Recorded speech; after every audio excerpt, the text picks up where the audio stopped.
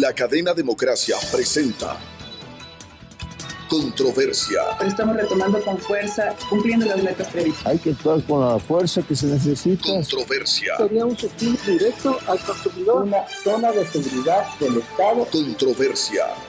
Temas relevantes analizados a profundidad. Controversia. Con Miguel Rivadeneira. Comenzamos.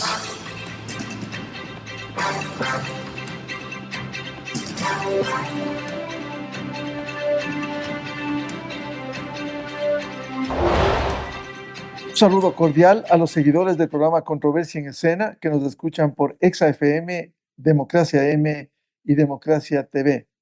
Más allá de los temas políticos, económicos, incluso los prolegómenos del próximo proceso electoral, queremos volver a analizar un tema importante vinculado con la explotación de la minería en el Ecuador.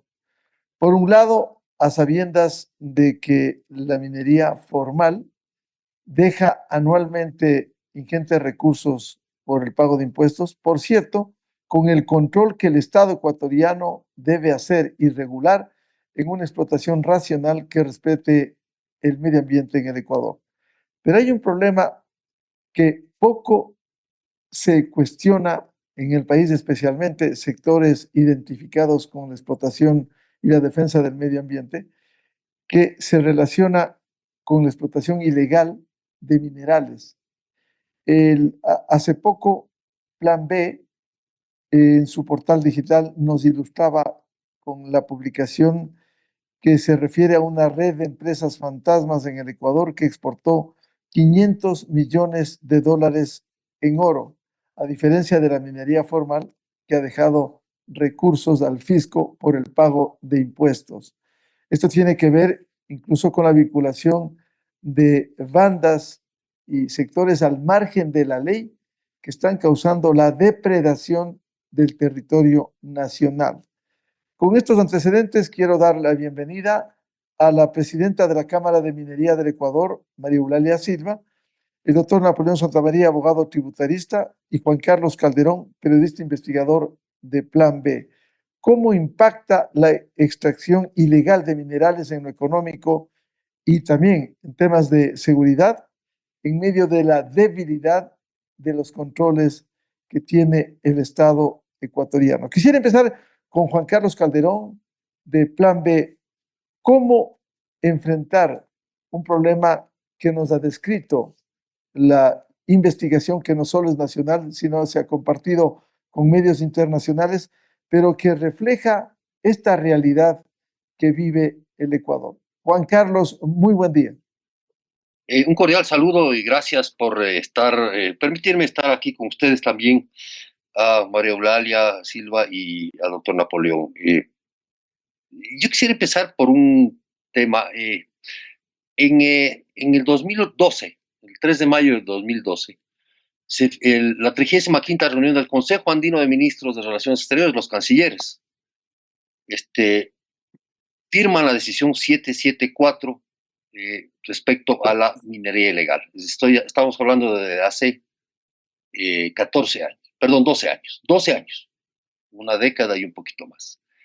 En esta resolución de los cancilleres de ese momento, el gobierno de Correa estaba ahí en ese momento, se plantea una política andina de lucha contra la minería ilegal. En ese tiempo, en ese año 2012, se habla claramente con los objetivos de seguridad para la prevención y lucha y control de todos los actos que atenten contra la seguridad de los países miembros y de la subregión generados por la minería ilegal dentro de la concepción democrática y no ofensiva de la seguridad externa. La anticipación y desarrollo de amenazas a la seguridad, a los recursos naturales y al medio ambiente a través de mecanismos de alerta y respuesta temprana para el control de la minería ilegal. La complementariedad y refuerzo mutuo de políticas y acciones a ser desarrolladas para el control a la minería ilegal. La acción coordinada entre los países para fortalecer la capacidad de efectividad en la prevención y control de la minería ilegal.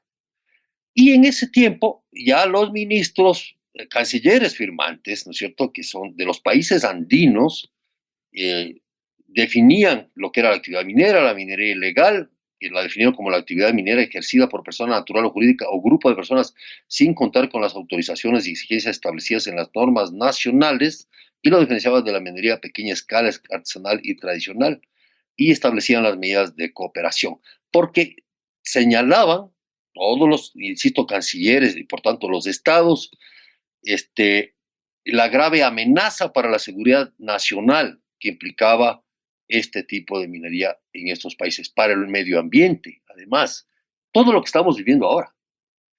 12 años después de esta decisión 774 del Consejo Andino de Naciones, la CAN, y después de haber hecho esta investigación en Plan B, en un proyecto regional además, ¿no es cierto?, liderado por Convoca de Perú, en 5 países, Brasil, Ecuador, Perú, Colombia y Venezuela, detectamos que todo esto que se decidió en ese momento por los estados como una forma de prevención no se ha cumplido en nada, no se ha hecho ningún esfuerzo, ni particular en los estados, ni colectivo como comunidad andina para evitar, cuando ya se preveía. No es nuevo, no es de ahora, a eso voy. ¿Sí? No es que ahora ahí puede darse un boom, pero esto se ha venido larvando a lo largo de estos años, ¿no es cierto?, generando las condiciones para que esto suceda, estableciendo estas antipolíticas y desmontando de los controles para que se viva lo que hoy vivimos. Entonces yo quería empezar por ahí, poniendo este antecedente histórico que me pareció importantísimo, recordarle al país, a quienes nos escuchan y a nuestros queridos amigos en el panel, sobre que ya se sabía, se conocía, se advertía, los propios estados estaban conscientes, y lo que vimos ahora, y la pregunta es ¿por qué? ¿Por qué después de 12 años estamos peor en ese sentido? Muy bonito, ya no me acuerdo cómo que Juan Carlos, 12 años después de lo que nos has descrito, ¿cuánto ha mejorado, por ejemplo, la institucionalidad o se ha debilitado aún más? Pues es evidente. O sea, en nuestro informe investigativo ya hemos usado sendas pedidos de información a todas las entidades de control, SRI, la Agencia de Control Minera, Viceministerio de Minas, etcétera, a la UAFE, a las aduanas, a todos los involucrados en estos procesos, ¿no es cierto?, de control, que entiendo trabajan descoordinados, no solo entre sí, sino además con sus delegaciones provinciales, ¿no es cierto?, como entidades en sí mismas, y la respuesta es el silencio. O sea, entonces, el tema no tiene que ver solo con una poca institucionalidad, sino incluso rasgos de complicidad, porque no se puede entender que esto esté sucediendo, que nosotros como periodistas, un pequeño equipo de periodistas haya descubierto esto, y los señores de control, digamos, de las autoridades de agencias, no se den ni por enterados. Entonces sí me parece que es peor la institucionalidad. Yo creo que hay una penetración muy fuerte de este tipo de ilegalidades en la propia institucionalidad del Estado. No es novedad lo que estoy diciendo, pero de hecho, dramáticamente se puede ver que, y finalizo, de todo lo que implica las denuncias sobre destrucción del medio ambiente, estas minas ilegales, las actividades que se dan paralelas de logística y todo lo que sucede en estas ciudades o pequeñas ciudades, ¿no es cierto?, que se convierten en bastiones, santuarios de este tipo de actividad, pues no está el Estado en la práctica, o está de otras formas, ¿no es cierto?, que permiten que esto suceda. Y de alguna manera, lo que hacemos es precisamente seguir el dinero, seguir la renta de esto, ¿no es cierto? Porque de hecho, en la minería llamada legal, o legal, digamos, que está actuando de acuerdo a todas las leyes y concesiones y contratos que se firman, ahí sí hay un control pertinente. Entonces le dicen, vea cuánto me pagó usted de impuestos, a ver, hagamos cuentas, ¿no es cierto? Eso pasa. Sí, eso son absolutamente controladas en ese sentido. Está pasando algo con el ambiente, venga, la agencia, lo que sea, el ministerio, etcétera. Pero acá, del otro lado, no. Ahí sí no hay institucionalidad que valga. Por eso yo he hablado de si hay empresas de papel que hacen esto, hay entidades de papel, de control, que miran para un lado, pero no miran para el otro. Bienvenida a la presidenta de la Cámara de Minería del Ecuador, María Eulalia Silva. ¿Cómo ve esta situación? A diferencia, y en esta investigación de Plan B nos ilustra cómo la formalidad paga impuestos y la informalidad no lo hace, o lo hace muy poco, de manera reducida. ¿Cómo entender cuánto afecta la explotación irracional, ilegal de la minería en el Ecuador? Buen día, María Eulalia. Buenos días, Miguel. Yo le agradezco mucho la invitación. Saludo con el doctor Santamaría, pero sí quisiera empezar felicitando a Juan Carlos Calderón y a Plan B por esta investigación. Una vez más, el periodismo revela lo que las autoridades de control no son capaces de hacerlo, ¿no? Eh, una investigación sumamente interesante. La región está siendo devastada por este mal y precisamente, supongo yo, que a raíz de esto nace la necesidad de esta investigación periodística.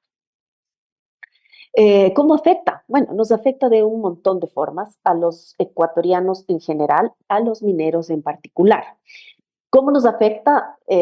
Mira, del lado de la moneda, en donde está la formalidad, donde está la responsabilidad, donde están los controles, donde están los estándares, hemos generado para el país solamente el año pasado 762 millones de dólares en impuestos, solamente en impuestos, sin tocar el tema de regalías. Eh, Sin embargo, la minería ilegal no solamente que no deja absolutamente ningún rédito, sino que además los pasivos ambientales son tenebrosos. Por poner un ejemplo, la minería ilegal, que no debería llamarse minería ilegal, debería llamarse por su nombre, extracción ilegal. Quienes hacen minería ilegal no son mineros, son delincuentes. Entonces, ahí nosotros damos una primera precisión. No nos pongan en el mismo saco porque no somos lo mismo ni de lejos. Pero los extractores ilegales utilizan mercurio. Por convenios internacionales, la industria minera no utiliza mercurio desde hace muchísimos años. Y un gramo de mercurio, apenas uno, puede contaminar entre 80.000 y 200.000 litros de agua. Ese mercurio está siendo botado al río, esas aguas no están siendo tratadas previamente para botar al río, ¿no? Sino que se están yendo todos esos desechos de la producción minera al río, que son sistemas acuáticos ricos y diversos y que están siendo envenenados. Entonces, el efecto de la minería ilegal no es solamente lo que estamos pudiendo ver a través de las imágenes. Esos manchones en la selva ecuatoriana, desbrozada el bosque, no es solamente eso, es todo lo que no estamos viendo, todos los contaminantes que están botando al río. Pero hay otra cosa, y tal vez igualmente complicada y tenebrosa, que es la descomposición del tejido social. Cuando hablamos de beneficios de la minería responsable y hablamos, por ejemplo, de impuestos, generación de empleo, concomitantemente a eso, hay un decrecimiento de la pobreza en las zonas donde ya estamos operando. Eso significa que la gente está viviendo mejor, se está alimentando mejor, se está educando más. En las zonas de influencia, el nivel de escolaridad ha subido más de 2 años. Los chicos están entrando a las universidades y ya no están queriendo migrar, están volviendo a sus comunidades porque hay empleo, porque hay dinamismo en las economías locales, de tal manera que pueden echar adelante un emprendimiento. Por el contrario, la minería ilegal o la extracción ilegal descompone el tejido social, crea zozobra, divide a la población. La minería ilegal no se puede hacer si no es con la complicidad de ciertas autoridades locales y también de ciertas autoridades de control. Entonces, no es solamente que el Ecuador tiene un montón de recursos geológicos que no está siendo aprovechado para generar dinamismo en la economía, para generar impuestos. No solamente es eso, es que junto a la minería ilegal se está descomponiendo la sociedad. Están viviendo bajo esquemas de extorsión, bajo esquemas de corrupción. Entonces, la pregunta es, ¿qué tipo de minería estamos permitiendo que avance? ¿La legal o la extracción ilegal? ¿Cómo fortalecer la institucionalidad, María Eulalia, de tal manera que por lo menos en igualdad de condiciones, los organismos de control actúen con rigurosidad, que debe ser para todos, igual el cobro de los impuestos? Definitivamente, el enfrentarse a la minería ilegal es un gran reto que tiene el Estado ecuatoriano, no solamente el Ejecutivo, también las autoridades judiciales. Para eso se requiere recursos, para eso se requiere capacitación, para eso se requiere depurar las autoridades, los organismos de control. Para eso se requiere toda una estrategia para dar una trazabilidad a esos fondos. La investigación de Plan B ya da avisos de eso, cómo están saliendo ese dinero ilegal, ese dinero sucio. Las autoridades militares estiman que en el Ecuador se están produciendo alrededor de $1.000 millones en extracción ilegal, pero esa cifra inclusive podría ser mayor. Entonces, ¿cómo desaparecen $1.000 millones? ¿Cómo se lavan $1.000 millones? Dentro de esa estrategia del Estado tiene que estar tiene que diseñarse este mecanismo de la trazabilidad de esos fondos. Pero concomitantemente a eso, hay que fortalecer la política minera desde el Estado. La política minera no responde a un gobierno o menos aún a una función del Estado ecuatoriano. La política minera es una política de Estado que esperamos permee hasta el último eslabón de la cadena. ¿Qué es lo que el Ecuador quiere hacer con sus recursos geológicos? Y eso tiene que estar implementado en una política que no se quede en un papel, sino que vaya a territorio, que vaya también a esas autoridades locales que muchas veces in situ terminan siendo poderes omnímodos. La política de Estado dictada, sí, tal vez desde la centralidad, pero tiene que llegar a cada uno de los rincones del Ecuador. Bienvenido al doctor Napoleón Santamaría, experto tributario. Quisiera preguntarle sobre la base de esta investigación profunda que hiciera Plan B, respecto del pago de impuestos. ¿Cuánto se perjudica el Estado ecuatoriano o cuánto se beneficia? Y cito de esta investigación de Plan B, dice: en Ecuador, la ARCOM, la Agencia de Regulación y Control, tiene registradas 79 empresas exportadoras de pequeña minería.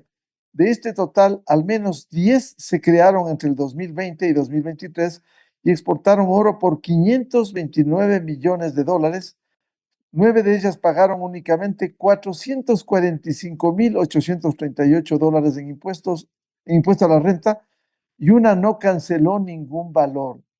Ese pago representa el 0.08% del total exportado. Y en comparación a esto, en la minería formal, dice, es una cifra lejana a los tributos de otras empresas. Por ejemplo, Aurelian, filial de la canadiense Lundin Gold y dueña de la única mina a gran escala de oro en el Ecuador, exportó 995.9 millones entre 2019 y 2023, y por esa cantidad pagó $93 millones en impuesto a la renta, es decir, el 9,3% de lo exportado. ¿Cómo explicar esto? Que se llevan además el oro y los recursos y no dejan en impuestos. Napoleón, buen día.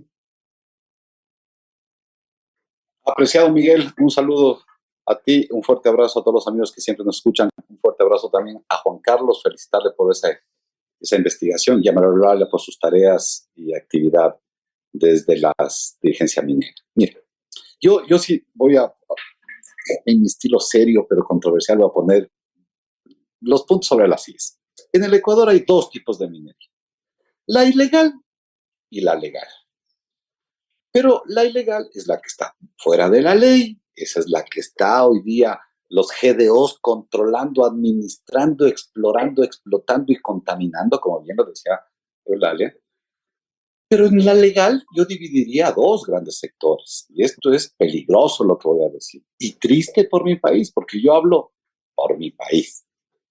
En la legal tengo dos grupos de mineras, las mineras informales, que tienen concesión minera, que han pasado por pero son informales, y ahora voy a decir qué es informalidad, Y la otra, la que yo le califico, es a inversión legal minera productiva. ¿Y cuál es la diferencia entre uno y la otra? Es que precisamente lo que Miguel incluye en su pregunta, es que la no formal no regula bien cómo trae los capitales, cómo capitaliza los capitales, porque esto no es un tema de, ya llegaron 100 y voy a pagar 100. Les doy un dato. En el año anterior, la inversión extranjera fue de 378 millones, la más baja de la última década. La pregunta es, ¿vino muchos capitales? No. Llegaron realmente 800 millones.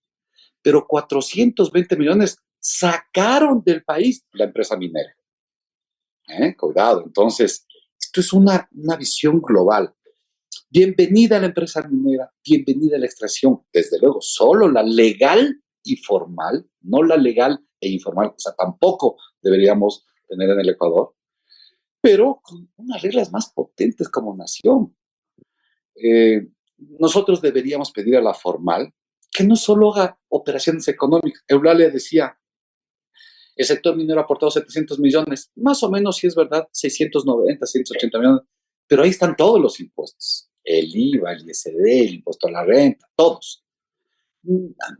A mí me gusta ser más fino y decir, no, la actividad minera, ¿cuánto le contribuyó a mi país? La actividad minera, no el IVA, porque el IVA es de miles de clientes o de miles de agentes de retención. ¿Cuánto la actividad minera formal? Y entonces, ahí sí vamos a distinguir, y déjenme darles algunos datos, porque como es público, quien me esté escuchando, entra a las bases del SDI y va a encontrar que lo que estoy diciendo es correcto. Vamos a poner, Aurelian parece que tiene algo que se llama presión fiscal adecuada. ¿Qué es presión fiscal adecuada, Miguel? Es que todos quienes hacemos una actividad económica tenemos que tener un mínimo de pago de impuesto a la renta respecto de los ingresos. Este es un concepto de fiscalidad que ya la tiene el Ecuador y que la tiene todo el mundo. Se llama TIE, tasa impositiva efectiva. Silvia, usted vende llantas, entonces venda llantas, gane plata, pero páguele al menos al Estado un 2% de sus ventas.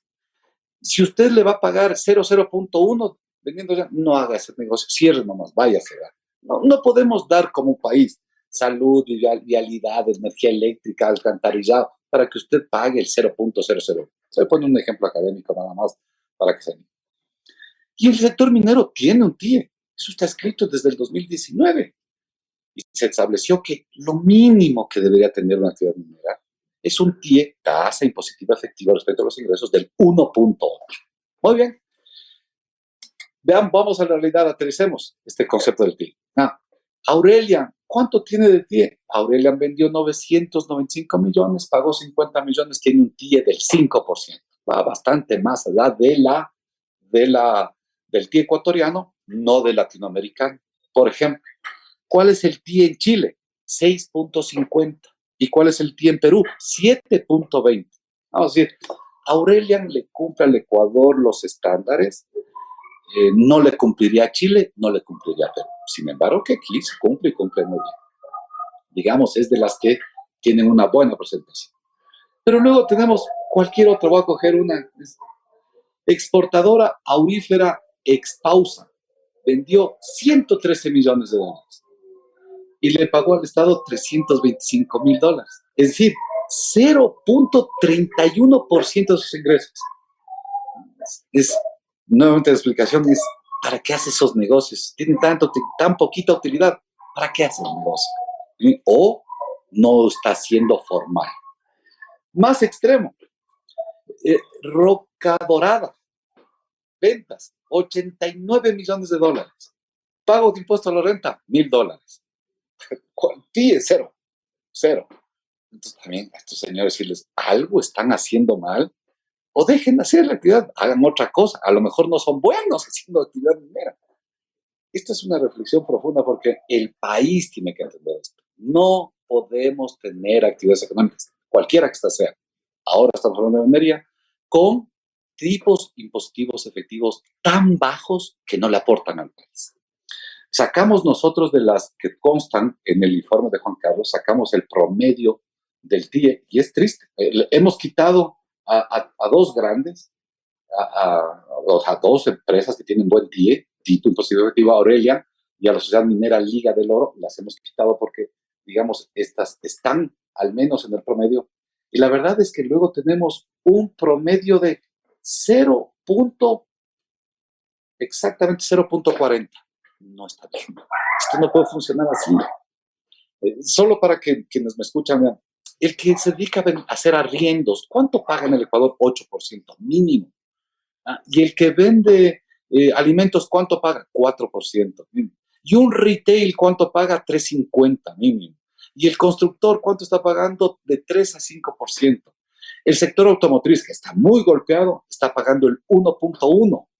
No podemos tener actividad que se llame legal y que tenga esta presentación de presión fiscal. No, no se puede tener. Como país, no podemos tener. Punto. Ahora, esto solo debe ser una declamación de qué debemos hacer como país. No, pues aquí yo comparto que sea Juan Carlos. Si esto es un tema de coordinación nomás. ¿Qué de las 40 mineras, el 80% están en el oro, bajo un RUC creado en el distrito del SRI del oro. Por lo tanto, lo que tenemos que hacer es procesos de control urgentes, rápidos, inmediatos. Esto no es reforma legal. Ojalá me estén escuchando los legisladores. No necesitamos de los legisladores nada. Ni ley, ni del presidente reglamento, ni del SRI, nada. Necesitamos que gestionen nada más. Esto se llama gestión tributaria. Que el SRI vaya y les visite rápidamente y haga un cruce de información con el Banco Central, porque ellos para exportar registran las exportaciones por vía Banco Central. 2, con todos los bancos nacionales a través de un sistema que tenemos en el Ecuador implementado hace 11 años, se llama ROTEF, donde todos los bancos le reportan a la UAF y al SRI los depósitos de las empresas. Controlen los depósitos respecto de la exportación. Y 3, si es que algo encuentran inusual, que la UAFE, esa entidad media ahí perdida, le aporte. Punto. Y todo este trabajito tiene que supervisarlo ese ente enclenque, como se decía antes, de la subrecha de compañías. Es una superintendencia que cualquiera que entendemos algo de fiscalidad, vemos estos balances de empresas que venden 30, 40, 50, 60 millones, pagando lo que paga una tienda de esquina, es insostenible. Pero, Miguel y amigos, esto es insostenible como país. El mensaje es, si no reaccionamos los ecuatorianos y entendemos que todas las actividades tienen que ser bienvenidas, apoyadas, aportadas, pero desde luego controladas, porque tienen que aportarle al erario nacional, entonces no estamos trabajando como nación. Les pongo rápidamente para tener esta parte, Chile. En Chile el sector minero le representa el 1.7 del PIB chileno en recaudación. ¿Ah? De recaudación de impuesto a la renta, exclusivamente impuesto a la renta. ¿Sí? ¿Cuánto debería ser en el Ecuador eso? Si cojo el estándar chileno y lo aplico al Ecuador, las empresas mineras deberían, si todas están en este estándar, deberían aportarle al erario nacional 1.800 millones solo de impuesto a la renta, no más, solo de impuesto a la renta. La verdad es que el sector minero en impuesto a la renta no llega a 220 millones, todo el sector minero. Entonces, resumo el tema. Aquí hay un grave problema, gravísimo. Empresas millonarias con ventas millonarias que no están pagando nada. Y esas no son ilegales, son legalmente informales.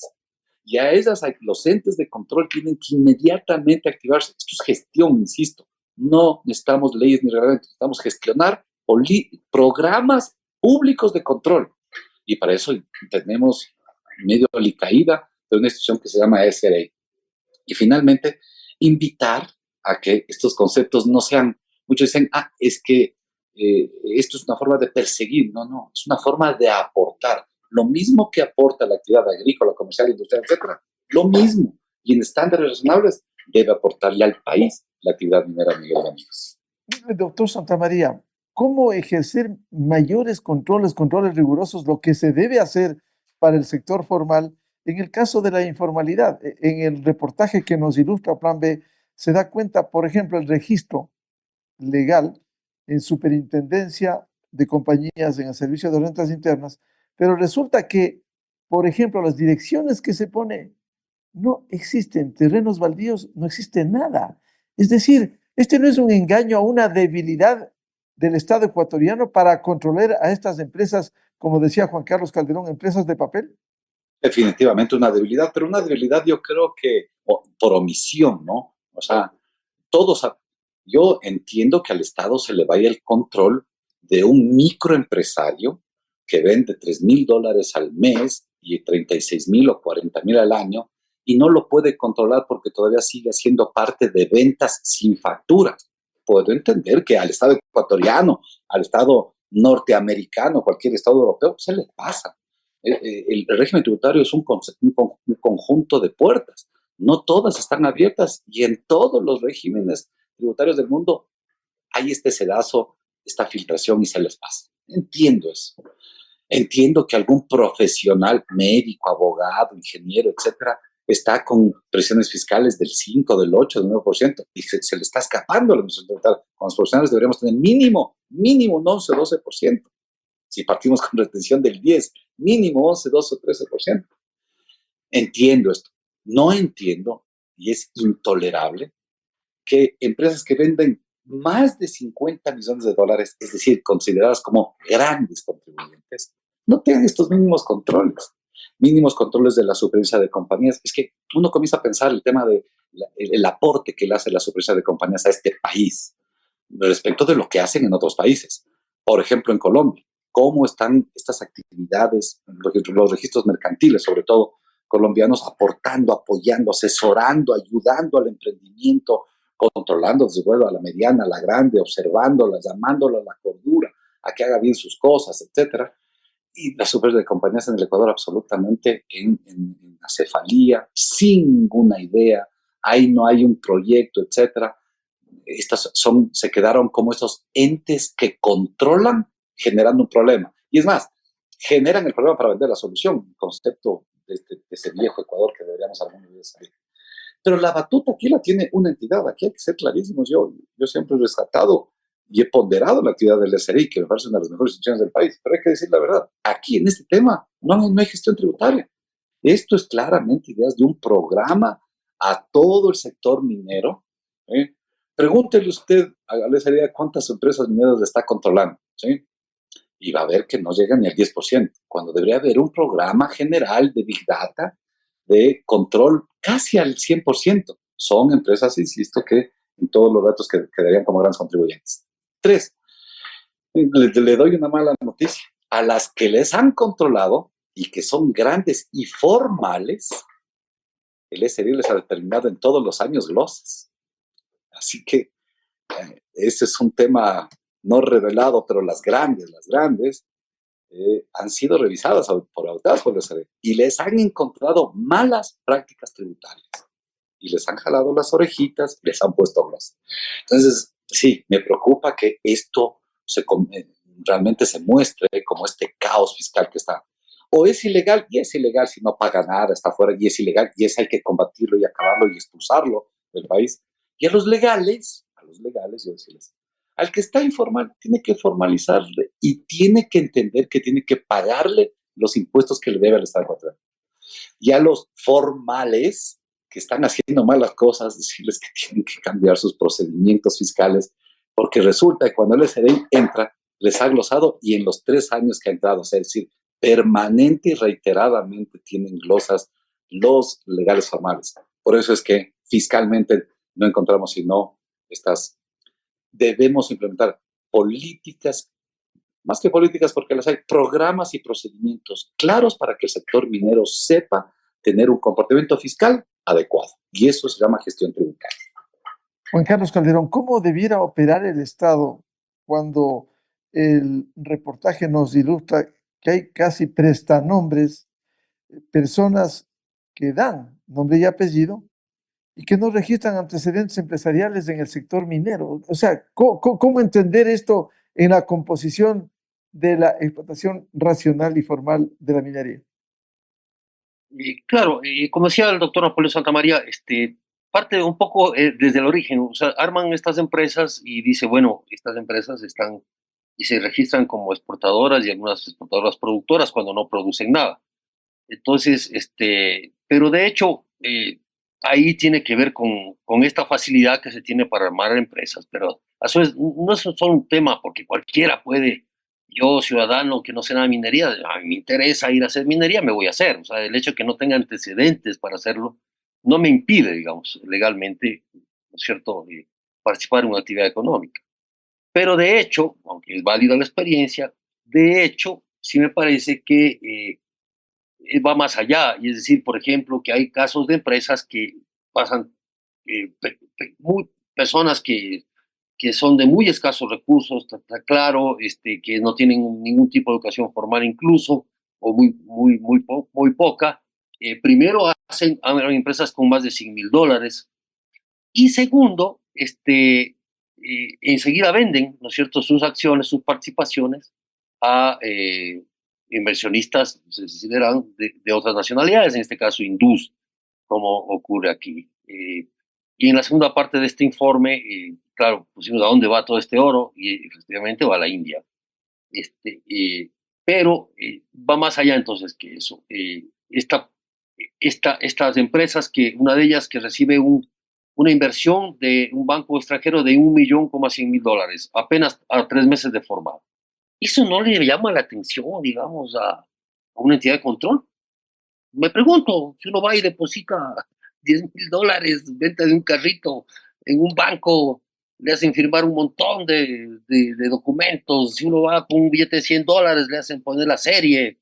Digamos que al ciudadano común el control es muy estricto y creo que debe ser así. Pero estas anomalías, como le llamo yo, estas llamados, estas alertas, no están ellos, se les pasa por dónde se les pasa esto, ¿no es cierto? No tienen sistema de alerta, supongo, en la superintendencia de compañías o en las entidades de control. Y entonces, y además, más allá del enfoque, o adicional al enfoque más bien del tema impositivo, el tema de las compañías, sus accionistas, sus partícipes, sus administradores, los capitales que ingresan y todo ese tipo de control que se tiene que hacer, porque uno cuando tiene una pequeña, mediana o gran empresa, lo que hace es entregar informes permanentes, por ejemplo, a las superintendencias de compañías y ese tipo de cosas, balances y todo eso. ¿Dónde está el origen de este mineral? Ese es el punto. O sea, hablemos de volúmenes de oro.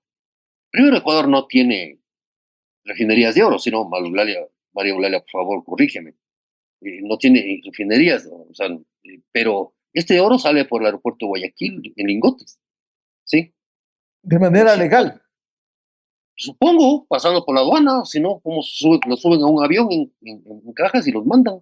Es una exportación, a todas luces legal. Entonces, pero ¿cuál es el origen de este oro? ¿De dónde sale?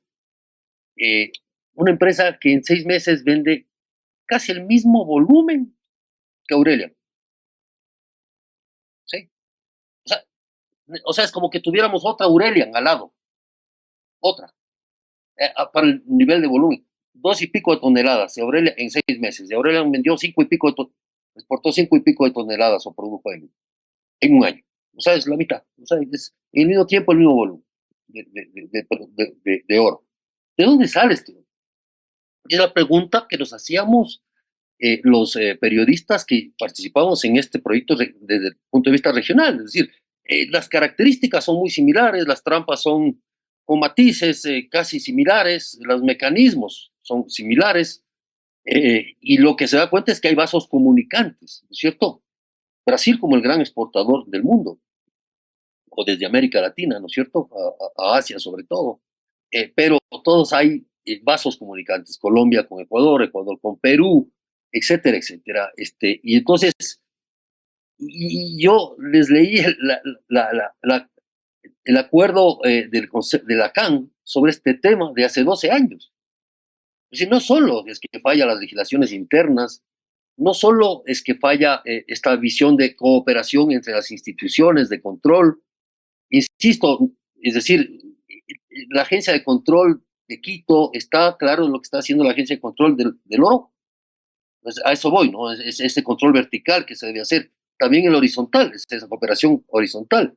Pero además, y yo creo que ya es una utopía esperar desde el Ecuador esta coordinación internacional, porque ya se sabe, no estamos inventando. Primero, hace 12 años ya se llega a un acuerdo entre cancilleres Segundo, la minería ilegal es declarada por el gobierno de Guillermo Lazo y el Consejo de Seguridad, digamos, no del gobierno, quitemos el nombre del gobierno, el Estado ecuatoriano declara una amenaza a la seguridad nacional.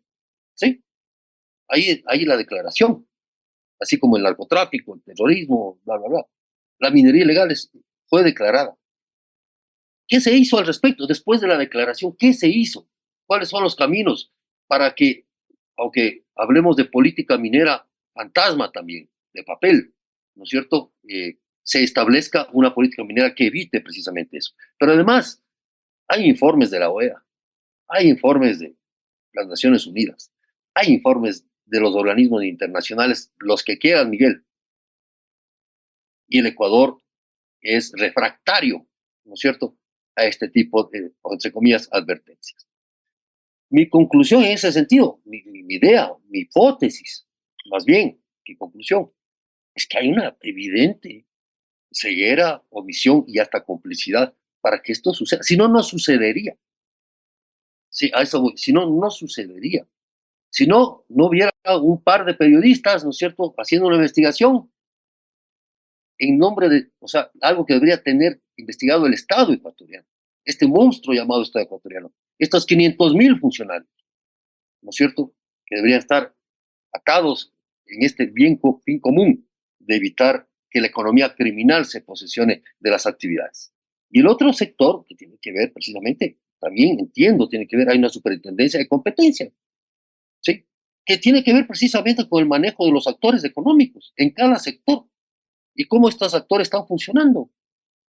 ¿Tiene algún papel esta superintendencia? ¿No es cierto? Porque evidentemente este tipo de acciones afecta a la competencia económica, la leal competencia económica, la adecuada competencia económica, ¿no es cierto? Porque ahí, y yo insisto, y vuelvo a insistir, lo hicimos en una entrevista, Miguel, la semana pasada, el silencio absoluto, la falta total de reacción.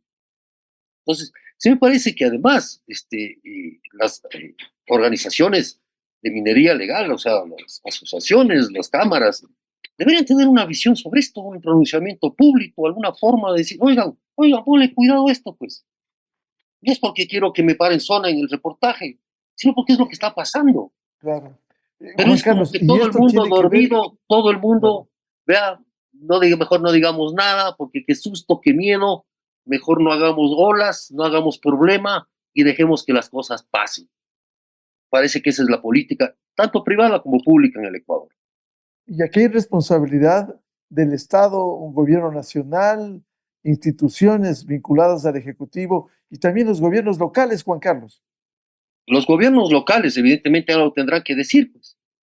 La Asamblea Nacional, en vez de estar peleándose en peleas, perdón, de chismes o de dimes y diretes entre el presidente y el señor presidente del Congreso y el presidente de la República, pues, pónganle ojo y cuidado a este tipo de cosas. O sea, no es el problema de lucha contra el crimen organizado y contra la economía criminal, que es el corazón del crimen organizado, ¿no es cierto? Porque para eso hacen crimen organizado, no hacen porque les divierte, sino para encontrar réditos económicos, ¿cierto? Esta economía criminal pulula por todo el país y todo el mundo se hace loco, pero por Dios. O sea, eh, digamos, yo realmente me siento perplejo frente a la indolencia, porque es la palabra, y qué me importismo de públicos y privados frente al tema.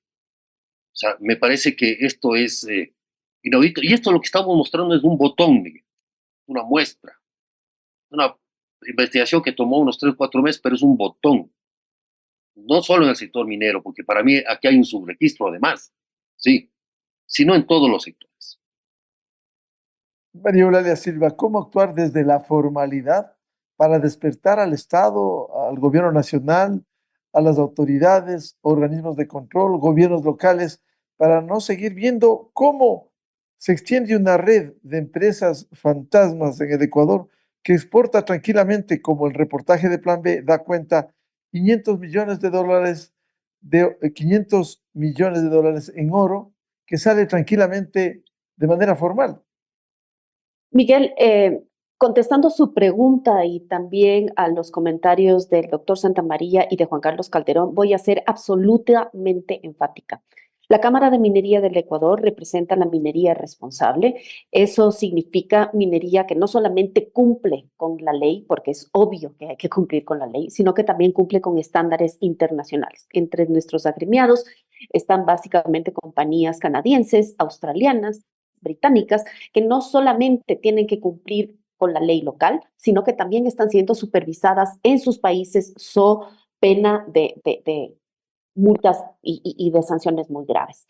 Dicho esto, voy a ser también absolutamente enfática, no solamente que nos desmarcamos de lo que es la extracción ilegal, nos desmarcamos también de esas compañías, de esas empresas que tal vez siendo formales o siendo legales no están cumpliendo con la ley. Soy enfática en decir que no están representadas en la Cámara de Minería del Ecuador. Nosotros como Cámara estamos buscando siempre desarrollar una minería que no solamente extraiga mineral, no estamos para eso, estamos para ayudar al desarrollo del Ecuador. Una minería que, obteniendo los minerales que se necesita para ahora y para el futuro con el tema de la descarbonización, genere un beneficio para el Ecuador, pero sobre todo para las comunidades locales. Y voy a volver al ejemplo. Zamora Chinchipe es la única provincia que ha logrado decrecer la pobreza en los últimos años. Ninguna de las 24 provincias, excepto Zamora Chinchipe, lo ha logrado. ¿Gracias a qué? Gracias a minería. Zamora Chinchipe pasó de ser la provincia más pobre del Ecuador, hoy es de renta media. De los 221 cantones que tiene el Ecuador, hay 3 con los mejores sueldos promedios. Uno es Santa Cruz, donde el sueldo mínimo es diferente por estar en el archipiélago, pero en el Ecuador continental, los 2 con mayores sueldos promedios son Yansasa y el Pangui, de directa influencia de la minería industrial. Ahora, dicho eso, subrayar que nosotros queremos no solamente inversión, queremos inversión de calidad. Lo remarcamos, lo resaltamos, lo subrayamos. Queremos esa inversión de calidad que sea capaz de generar riqueza y oportunidades a las comunidades locales. Recordemos que la minería se hace en zonas tremendamente remotas donde no hay oportunidades y que la minería bien hecha, la minería responsable, la minería industrial está generando esas oportunidades. Entonces, no solamente se trata de desmarcarnos de la criminalidad, de los ilegales, sino también de aquellos que posiblemente siendo formales están haciendo malas cosas. La excelente investigación de Plan B lo demuestra, ¿no? No son palabras mías, son palabras de esa investigación. Mucho de ese oro ilegal está siendo lavado, está siendo exportado a través de empresas fantasmas que tienen los papeles en regla, pero que sin embargo no están produciendo o algo está pasando, ¿no? Entonces es un papel del Estado general. Ahora, yo coincido muchísimo con lo que han dicho. Tenemos que ser absolutamente exigentes con quién viene, quién hace la minería, cómo lo hace, ¿no? Empresas que obviamente estén generando una inversión en el tema de control ambiental, empresas que además estén comprometidas con el desarrollo local, ¿no? La minería es una industria que requiere de esa licencia social. Si es que usted va a Zamora Chinchipe, a las zonas de influencia de Fruta del Norte, nadie le dice no a la minería, nadie, más bien dicen, ¿qué más puedo hacer? También están diciendo al Estado, oiga, acuérdese de mis regalías, ¿no? Pero la minería está demostrando que no solamente es un gran motor para la economía nacional, sino también para la economía local. Dicho sea de paso, quisiera comentarle al doctor Santamaría, la minería industrial que está representada en la Cámara está en un 90% en exploración. Son proyectos en exploración, es decir, son proyectos que están pagando impuestos, pero que todavía no reciben un solo centavo de rédito, todavía no están vendiendo. Así funciona la minería a gran escala y a mediana escala. Nosotros tenemos que pasar al menos unos 8 años explorando Luego de eso vamos a estudios de factibilidad, luego a construcción y luego hemos caminado unos 15, 18, 20 años para empezar a sacar mineral y poder vender. Entonces, eso también decirle que incluso con un montón compañías de exploración que no están vendiendo mineral porque no están produciendo, están explorando, la industria minera generó el año pasado más de 760 millones de dólares en impuestos, ¿no? Entonces, yo creo que hay que entender bien, y ya contestando su pregunta, Miguel, cómo generar desde el Estado este impulso, pues volvemos a lo mismo, a la política minera. Una política minera que desde el Estado ecuatoriano permee a toda la cadena. El dueño de los recursos no es el concesionario, no es el minero. El dueño de los recursos es el Estado ecuatoriano. Es el Estado ecuatoriano quien, haciendo ejercicio de esa potestad, debería dar una gobernanza exigente a esos recursos. Doctor Napoleón Santamaría, ¿cómo corregir, despertar al Estado ecuatoriano, a las autoridades, en medio de una impotencia, como nos describe y ha señalado Juan Carlos Calderón de Plan B, frente a estos hechos? Vemos periódicamente operativos de Fuerzas Armadas. Un ejemplo último es el de Ponce Enríquez, en la provincia de La Suay. Hacen operativos, encuentran, desbaratan, toman presos a quienes ilegalmente actúan, aliados con la delincuencia, pero se trasladan a otro sitio y sigue esta dinámica. Fuerzas Armadas actúan y en otro lado vuelven a instalarse para seguir con esta explotación irracional. ¿Cómo enfrentar frente a esta impotencia? Miguel y amigos, yo sí me parece, Miguel, que este es un trabajo consensuado de país, ¿no? O sea, estos son los ejemplos donde uno tiene estas decepciones de un Estado. O sea, en cifras macro, nosotros tenemos 9.300 millones de dólares al año en sueldos y salarios del sector público. Y le estamos pidiendo al sector público que articule proyectos y programas de control. Y no solo el sector minero, sino muchos otros sectores que también se pueden mantener como lo he llamado yo, en actividades no informales. Segundo, o sea, rescatar lo que dice María Eulalia Silva. O sea, me parece que voy a hacer una aclaración importantísima. Es decir, nosotros como gremio empresarial apoyamos y incentivamos al formal, al que viene a hacer empresa. Y hacer empresa es hacer actividad económica, reinvertir en propiedad, planta y equipo, generar empleo, proteger el medio ambiente, desde luego, y generar riqueza. Eso es lo que necesita este país, definitivamente sí. Y nos alegra escuchar de una buena dirigente que dice, no, más bien nos desmarcamos de los legales e informales y peor aún de los ilegales, que eso sí deben ser combatidos por completo. Tres, el tema de definitivamente, les doy datos. Hasta el año 2020, el Pangui, tomo el Pangui, estaba en el puesto 72 de la recaudación del país. Recordemos que más o menos hay 210 cantones en el país. Pangui era 70, era algo pequeñísimo. Al 2023 ya llegó al puesto 15 en recaudación nacional el Pangui, ¿sí? Y al 2024, a junio, la cifra junio, cerrada hace días, el Pangui ya le superó a Manta. A Manta, Miguel y amigos.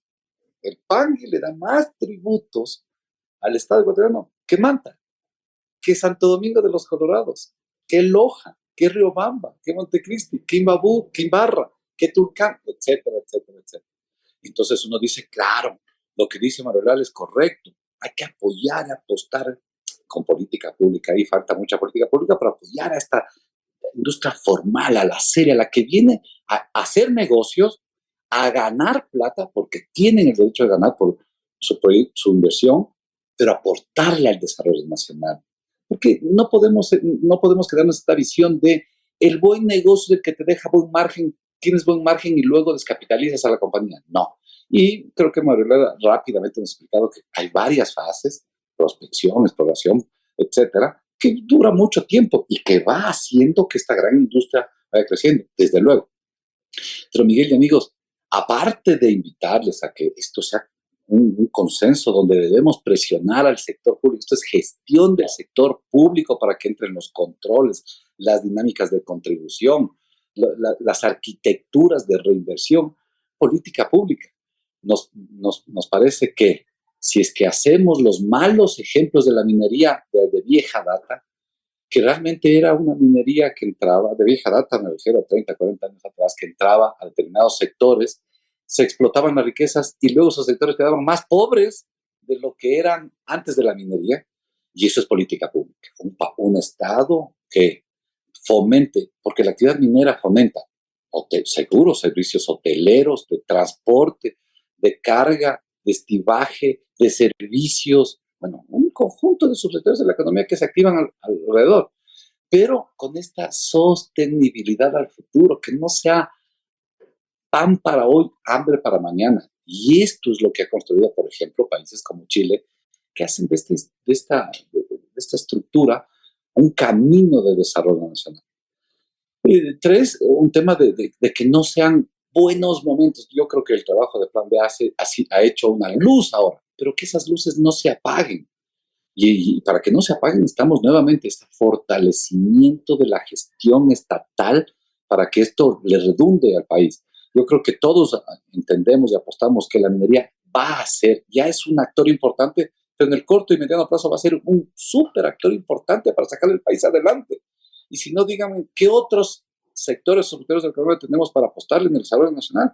Y hay muy pocos, o muy bien, pero también cuando como ciudadanos ecuatorianos todos nos llamen, nos digan, oigan, quieren explotación minera, riqueza minera, formal, estructurada, con generación de empleo, que paguen bien los impuestos, etcétera. En el noroccidente de Pichincha, que los pichinchanos, no por un sentimentalismo o por un conocimiento vacío, vacuo de la actividad minera, le digamos no, porque es un mensaje al exterior, estamos diciendo no queremos minería. O también lo que pasó en Cuenca cuando nos llamaron a estas, para mí, inconsultas, valga esa antinomia, inconsultas, consultas populares para decidir estos temas tan esenciales, específicos y estratégicos para salvar un país. Resumo en el tema de que, Miguel, insisto, lo que debemos hacer los ecuatorianos es sentar estas bases de desarrollo nacional. El Ecuador y los ecuatorianos no pensamos en las grandes pilastras, en los grandes pilares, fundamentos para desarrollarnos como país hacia el futuro. Uno de esos, desde luego, es la minería. Y para eso, que no solo se quede en una buena investigación en Plan B, sino que vayamos avanzando, y comparto lo que decía Juan Carlos, estas visiones de yo prefiero, o que desearía un presidente de la Asamblea que nos hable de estas cosas, nos diga, por acá vamos a llevar la legislación de este país para fomentar esto, para controlar esto, para impulsar esto, para manejar esto, para articular lo otro, por ejemplo, en este caso, del sector minero, y que nuevamente el Consejo Nacional de Judicatura nos tenga jueces especializados de, por ejemplo, de aplicación de normas EITI, que son las que se ha referido Manuel Leal, y creo que los jueces en el Ecuador tienen muy poco conocimiento de lo que son estándares internacionales, EITI. Bueno, esto es un tema de formación y de decisión. Insisto, tener tanto funcionario público dentro del país para tan poca contribución al sector minero, a los ciudadanos y a las arcas fiscales, es como una decepción de que el Ecuador no está encarrilado en lo que debemos hacer, desarrollo nacional. Juan Carlos Calderón, este reportaje regional que nos ha ilustrado los mecanismos oscuros y controles fallidos, ¿cómo enfrentar y corregir, despertar a las autoridades para que se actúe debidamente en defensa de la formalidad y para combatir la informalidad? Yo siento que de alguna manera ha habido una descomposición institucional en Ecuador. Los últimos años esto ya viene cada vez, creo que de mal en peor. Me parece que no, las autoridades en general, las personas que sí quieren al Ecuador, que creo que son muchas, pero muy pocas están en el mando de lo público, de alguna manera tienen claro el panorama. Tienen claro el panorama. El problema central me parece que ahí tiene que ver si se la van a jugar por esto. O sea, me parece, y eso con todo cariño y respeto a María Eulalia, desde la situación de la Cámara, no es suficiente deslindarse. sea, sí, es una declaración importante, pero el punto es deslindarse y qué más. Porque como vamos, y ojalá me equivoque, pero como vamos, no va a haber minería formal en el Ecuador. No va a haber. Porque la penetración del crimen organizado, de la economía criminal, es de tal magnitud, de la narcopolítica. Hemos tenido mafiosos mineros en la Asamblea Nacional como diputados, hemos tenido, los hemos denunciado incluso, ya están. O sea, entonces, la penetración es de tal magnitud, ¿no es cierto?, para acción o por omisión, que no va a haber actividad formal en este país que no se escape a la extorsión, a la vacunación, incluso a pagos de tributos a la propia criminalidad, ¿no es cierto?, enquistada en el Estado o fuera del Estado. Entonces me parece que creo que hay que jugarse por el Ecuador, no por el sector únicamente. Está bien, o sea, ustedes hacen su trabajo, es perfecto, hagan lo que tengan que hacer, ganen dinero, contribuyan al desarrollo local, maravilloso. Pero yo creo que, y hablo por todos los sectores, no solo por el minero, por todos los sectores económicos de este país, que tienen que jugarse por el Ecuador. Es decir, en el sentido de, hey, si no actuamos nosotros también en favor de lograr la legalidad, la formalidad, tener un país medianamente civilizado, de ver cómo nos afectan las leyes, los jueces corruptos, etcétera, etcétera, nosotros no vamos a tener la posibilidad de tener un país medianamente sustentable en lo económico, ni menos en lo legal ni en lo formal.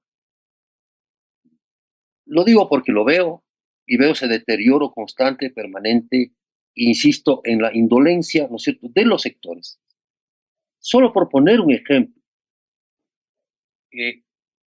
la minería legal se hace con maquinaria, millonaria maquinaria, ¿no es cierto? Perfecto. Se ha rastreado esa maquinaria. ¿Quiénes son los grandes importadores? ¿A dónde van? ¿Cómo funciona esto? Las retroexcavadoras que valen son millones de dólares. Yo conozco que hay bancos que están pensando en generar líneas de crédito directas para estas maquinarias.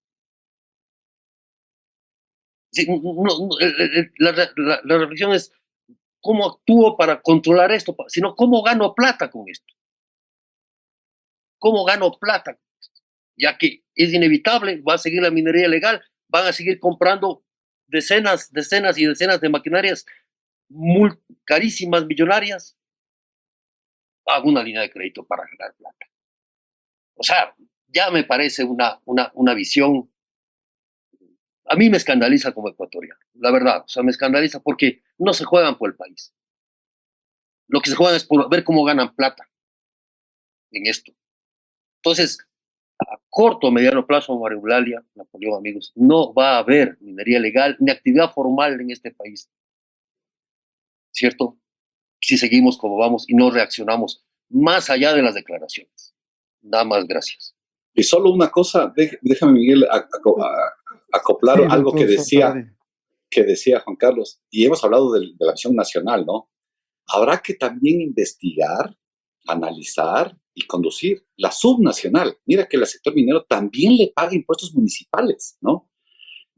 Vuelvo a coger el caso del PANGui. El PANGui es una alcaldía que recibe muchísimos recursos de impuestos subnacionales, patente 1.5, etcétera, y todo lo que le contribuye a los municipios. Espero, aspiro y deseo que esos recursos, Miguel y amigos, también estén conduciéndose a lo que tienen que hacer esas alcaldías, agua potable, alcantarillado, seguridad ciudadana, etcétera. Es decir, comparto esta visión de Juan Carlos. O sea, trabajemos todos para que este sí sea, este y unos pocos más que tiene el país como válvulas de desarrollo nacional, sean las articulaciones que el país necesita para seguir adelante. María Eulalia Silva, ¿cómo rescatar la minería formal? Lo que nos planteaba Juan Carlos Calderón, una realidad descarnada en donde se pueda salvar la minería formal a que pague impuestos y no el dejar hacer, el dejar pasar de alguna manera en medio de esta debilidad institucional, en medio de la debilidad del Estado ecuatoriano. Obviamente, Miguel, el control del Estado tiene que ser reforzado. Inclusive hay ya varias iniciativas de cooperación internacional tendientes a eso. Dentro de nuestra crisis de seguridad, muchas agencias de cooperación han ayudado al tema de seguridad, pero el subtema de la extracción ilegal está siendo incorporado en esas agendas. Esta es una visión muy personal, ¿no? La ley de minería reconoce 4 regímenes formales: la minería artesanal, la minería a pequeña escala y la mediana y gran minería, que es considerada la minería industrial.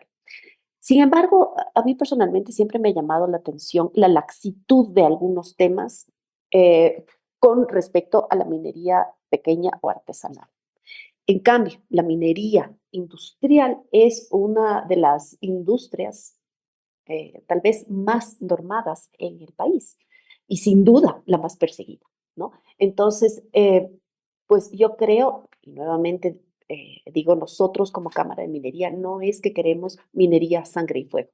Nosotros, y lo estamos poniendo en práctica en un montón de detalles. Por ejemplo, estamos trabajando con el estándar 80. Recordemos que somos un país que en cuanto a minería se refiere básicamente exploratorio. Apenas tenemos 2 minas industriales, cuando el Perú tiene 60 y pico, Chile debe tener alrededor de 200. Nosotros somos un país todavía exploratorio. Eso significa también una serie de desafíos que todavía tenemos que sobrepasar. Pero definitivamente tenemos un catastro minero cerrado desde 2018. El Estado ecuatoriano, a través de distintas administraciones, ha ofrecido abrir ese catastro minero. El último ofrecimiento, que lo hizo el mismo presidente Noboa en PDAC, en Toronto, fue abrir en diciembre del 2025. Esa apertura tiene que estar hecha en base a reglas claras y también reglas exigentes, porque no se trata, e insisto en este tema, no se trata solo de que recibamos inversión, sino que recibamos inversión de calidad. Parte de la política minera del Estado ecuatoriano tiene que estar enfocada en responder a las preguntas básicas. ¿Dónde vamos a hacer minería? ¿Quién vamos a permitir que venga a hacer minería y cuándo? Entonces, en ese sentido, nosotros no nos interesa minería solamente legal. Nosotros queremos hacer la mejor minería, que este país se convierta en un referente de buenas prácticas. ¿Por qué no soñar en eso? No es demagogia. ¿Por qué no vamos a soñar en eso? Muchos de los países que hoy son mineros han pasado por esta prueba y error. A nosotros nos está llegando ya la tecnología depurada y podemos estar haciéndonos a esa minería. Fruta del Norte, por ejemplo, es un gran referente para nosotros en la industria.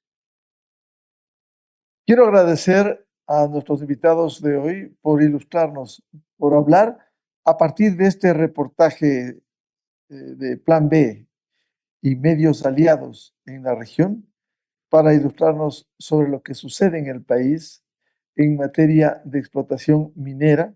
Por un lado, aquellas empresas que pagan impuestos, por otro, aquellas que exportan el oro y simplemente son empresas de papel, como señala este reportaje. ¿Cómo impacta la extracción ilegal de minerales en lo económico, tema de seguridad, en medio de la debilidad de los controles del Estado ecuatoriano? Muchas gracias a María Eulalia Silva, presidenta de la Cámara de Minería del Ecuador, el doctor Napoleón Santamaría, abogado tributarista, y Juan Carlos Calderón, periodista investigador de Plan B, que precisamente nos ha traído este tema profundo, investigado, con medios aliados en la región. Muchas gracias, muy buen día por el aporte. Un cordial saludo. Muchas gracias. Buen día. Saludos a todos, muy buen día. Con esto cerramos el programa Controversia en Escena a través de ExaFM, Democracia M y Democracia TV. Y a los miles de seguidores del programa Controversia les deseamos un feliz fin de semana a todos. Muy buen día. Esto fue Controversia, temas relevantes analizados a profundidad. Miguel Rivadeneira vuelve el próximo sábado.